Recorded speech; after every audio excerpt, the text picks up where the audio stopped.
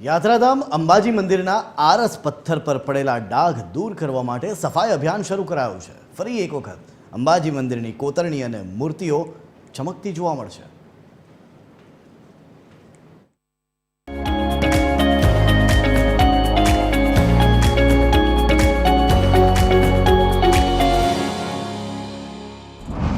યાત્રાધામ અંબાજી મંદિરના જીર્ણોદ્ધારને 50 વર્ષ પૂર્ણ થવા જઈ રહ્યા છે, ત્યારે સમયની સાથે ધૂળ અને વરસાદના કારણે આરસ પથ્થર પર પડેલા કાળા પીળા ડાઘ દૂર કરવા માટે વિશેષ અભિયાન શરૂ કરાયું છે।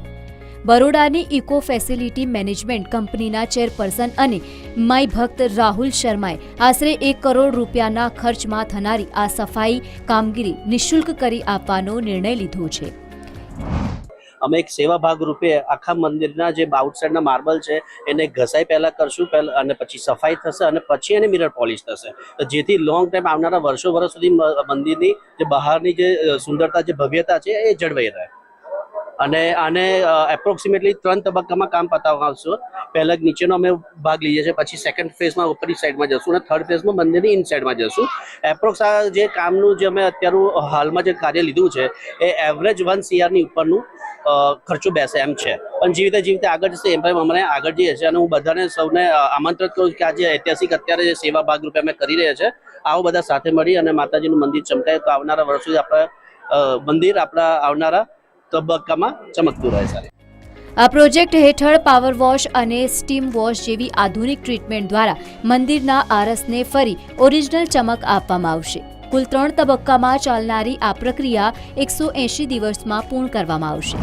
આપણે રાહુલભાઈ શર્મા ઇકો ફેસિલિટી એમની જે કંપની છે એના દ્વારા સેવાના ભાગરૂપે મદદના ભાગરૂપે અંબાજી મંદિર ખાતે તેઓ સેવા આપી રહ્યા છે। આ માર્બલનું બિલકુલ ક્લિનિંગ કરી અને એની ઉપર મિરર પોલિશ કરવાનો આખો એમનો જે મેન્યુઅલી થાય છે માણસો દ્વારા એ તેઓ કરી રહ્યા છે ઘણા સમયથી। અને જેમ જેમ આગળ પોલિશનું કામ થાય, સફાઈનું કામ થશે એમ તેઓ પોલિશ પણ કરશે। તેઓ અહીંયા મંદિર ટ્રસ્ટ ખાતે તેઓ સેવાના ભાગરૂપે કામ કરે છે, કોઈ જાતનું વેતન કે મહેનતાણું પણ એમની ટીમ લેતી નથી અને બધી જ વ્યવસ્થા તેઓના તરફથી કરવામાં આવે છે, એટલે એમને પણ હું ધન્યવાદ આપું છું। અને આ થોડુંક સમય માગી લેવું કામ છે, પણ આપણે એને ઝડપથી પૂરું કરવાનો પ્રયત્ન કરી રહ્યા છીએ।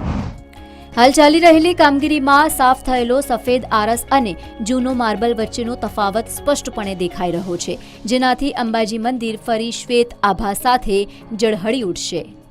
TV13 ગુજરાતી માટે વિનય સિકરવારનો રિપોર્ટ, અંબાજી, બનાસકાંઠા।